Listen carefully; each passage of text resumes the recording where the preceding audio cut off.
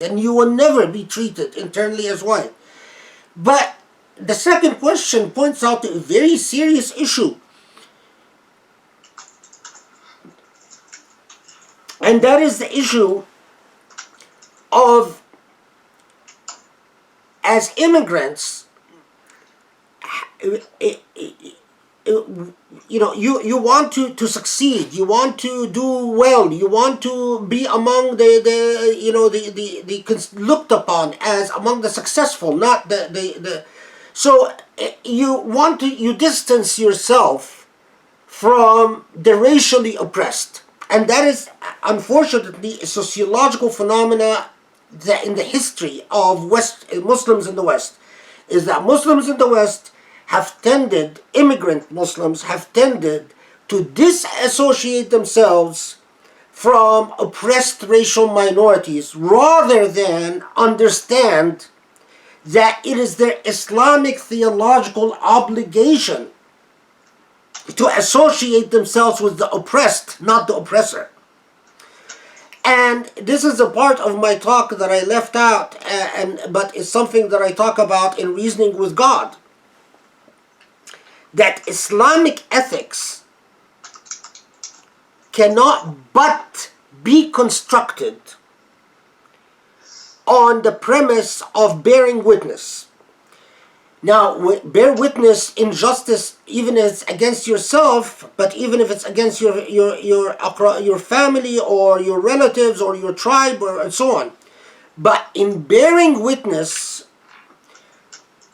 you cannot, you must internalize a point of view. I mean, that is when you bear witness, as objective as you try to be, regardless of how objective you try to be, in reality, you internalize a certain point of view from which you bear witness.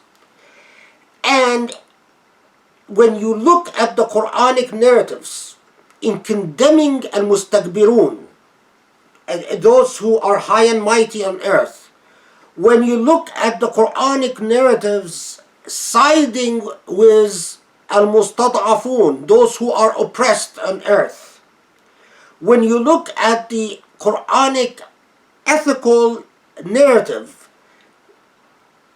always pointing the finger at the oppressor as in the under the critical gaze of the divine, while the oppressed has the empathy of the divine, we must realize that it is a theological imperative upon us to side with the oppressed. And that's the answer to the question about what is there anything in Islamic theology that makes us internalize and incorporate and understand narratives about racism and prejudice. Absolutely. The very narratives that condemn ifsad fil ard, corruption on earth, the very narratives that condemns the arrogant and the powerful when they oppress the weak, the weaker and the disempowered. And so, from an Islamic theological perspective, theological and ethical perspective, we have an obligation to internalize the views of the oppressed, not the oppressor.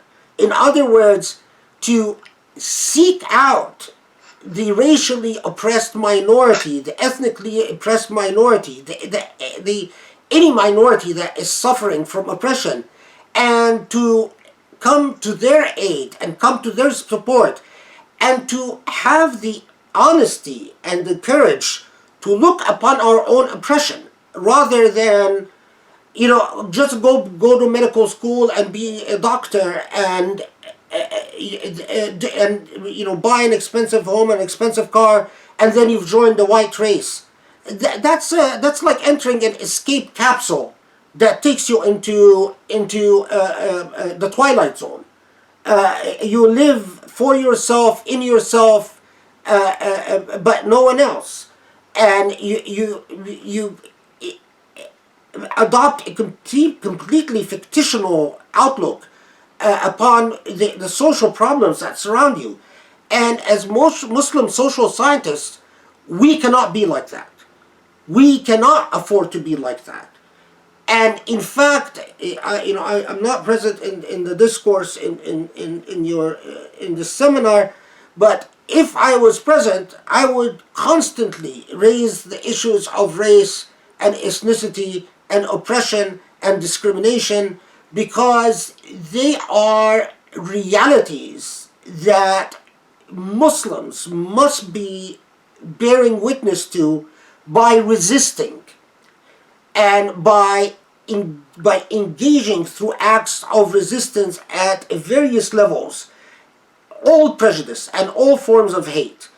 And my own practice of law is anchored on that. I mean, that is, I don't get out of my bed to work on big commercial contracts. I get out of my bed to work on cases of discrimination and cases of oppression and cases where someone is experiencing istidhaf, being oppressed in earth. So both are extremely good questions, and again, because they're extremely good questions, I could go on talking about them for until you get bored and shoot yourself. But I'll save you from that fate, and just keep quiet at this point. Thank you very much, Dr. Khaled. Really like it. Barakallah feek. I am scared to ask you a question for two reasons. First of all, from the chairman, and secondly, from your stake.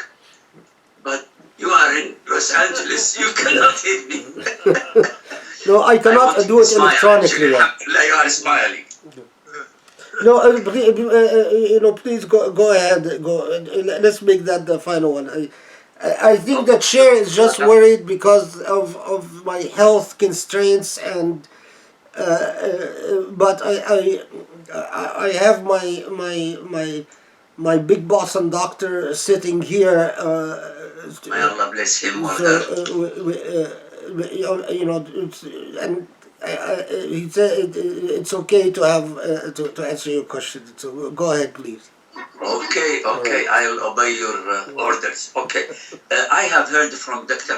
Abdul Hamid Abu Sulaiman and Dr. Hassan Hadhoud, rahimahullah, that actually this hudud or punishment in the Quran, like any other laws in existence, they only put the maximum sentence, the maximum ruling of punishment, not that we always have to go by them. So the Qadi, the judge, can rule with much less, even without those hudud.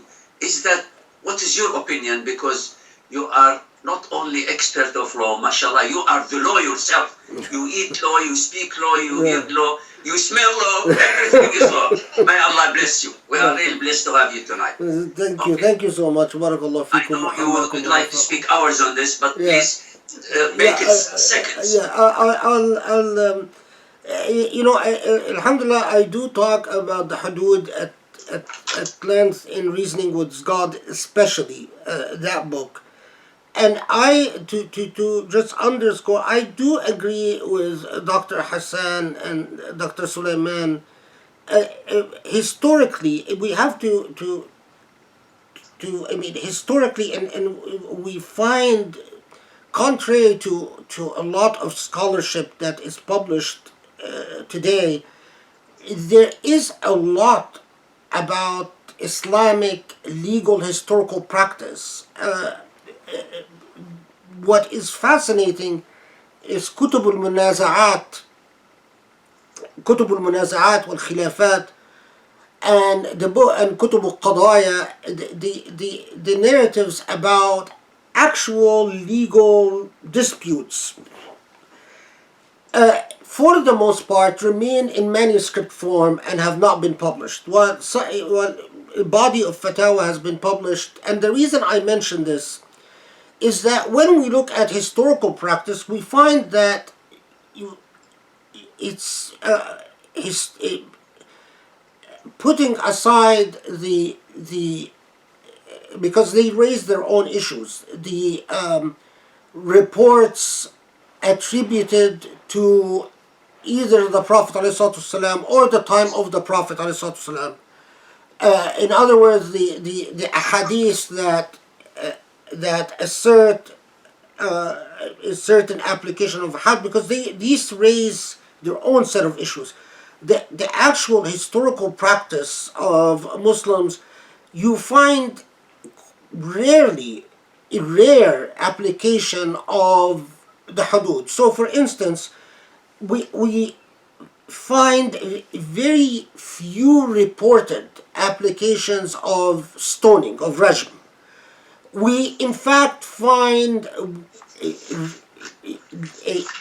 you can count them, cases of had on ridda, had ridda, the law of had for apostasy. Same thing with the punishment for drinking alcohol, and same thing for the punishment for sariqa. And what we do find is that, as both scholars have pointed out, that other punishments, including banishment and jail, have been regularly applied in Islamic legal practice. And I have a long discussion in Reasoning with God about hudud, but I think that associating Sharia, or somehow thinking that the hudud penalties are the embodiment of Sharia, or the representation of Sharia, or are the application of Sharia, is a very unfortunate construct, because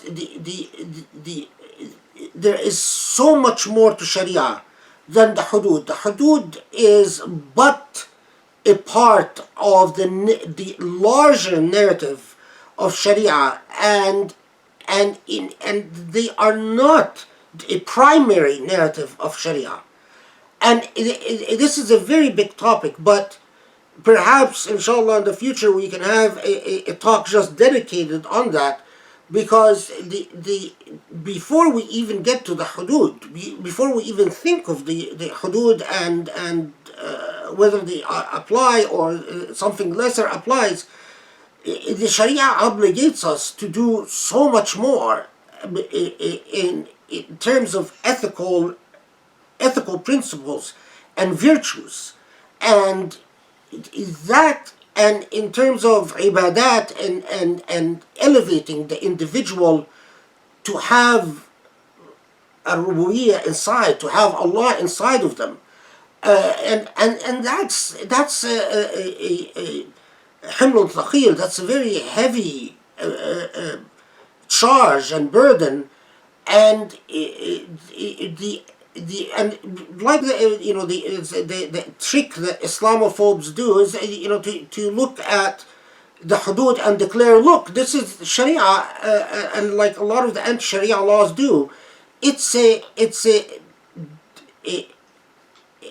misconception and actually a deforming the Islamic tradition that unfortunately feeds off the ignorance of Muslims, of modern Muslims, about their own tradition. And as I said earlier, all my efforts are focused on educating Muslims about their tradition, because we have a very long gap to catch up on.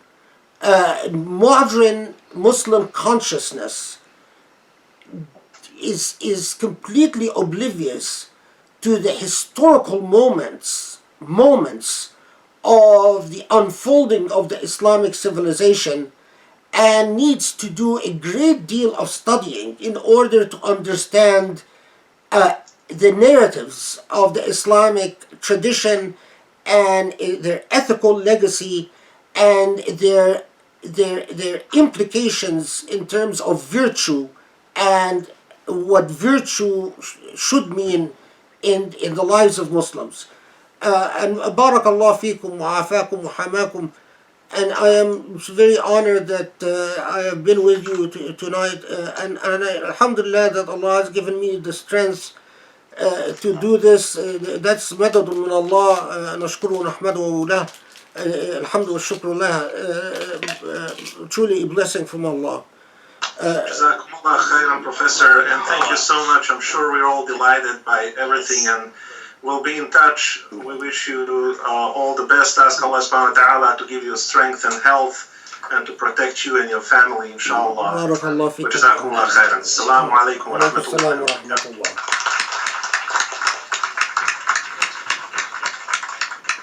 MashaAllah.